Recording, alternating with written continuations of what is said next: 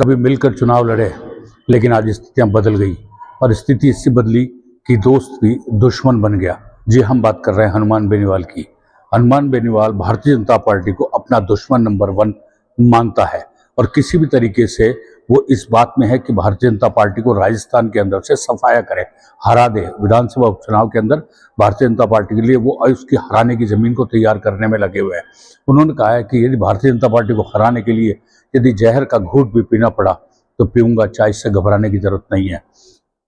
हनुमान बेनीवाल की इस बात का काफी मायना रखता है, क्योंकि हनुमान बेनीवाल ने जिस तरीके की बातें करके अपनी पार्टी आरएलपी को खड़ा किया है, उसने भारतीय जनता पार्टी के लिए बहुत बड़ी मुसीबत खड़ी कर दी है। आप देखिए, भारतीय जनता पार्टी खींवसर से लगातार बहुत समय तक जीती, उससे पहले कांग्रेस जीती, लेकिन खींवसर के अंदर हनुमान बेनीवाल ने ऐसी ताल ठोकी कि भारतीय जनता पार्टी वहां से जीत के ख्वाब को भूल गई है।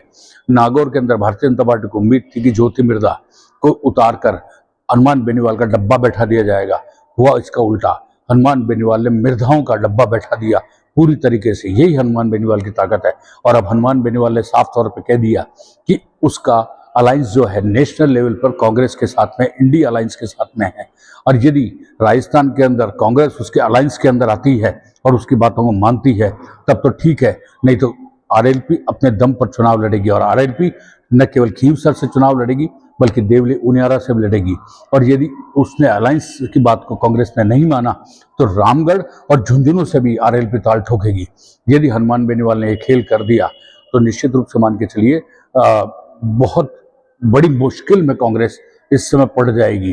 देखते हैं आने वाले दिनों में क्या होता है। लेकिन हनुमान बेनीवाल ने जो कहा है वो यदि हुआ है, ये अब तक का इतिहास है। और इसीलिए हनुमान बेनीवाल के समर्थक बड़ी संख्या के अंदर हमेशा अपने नेता के साथ हर पल खड़े हैं।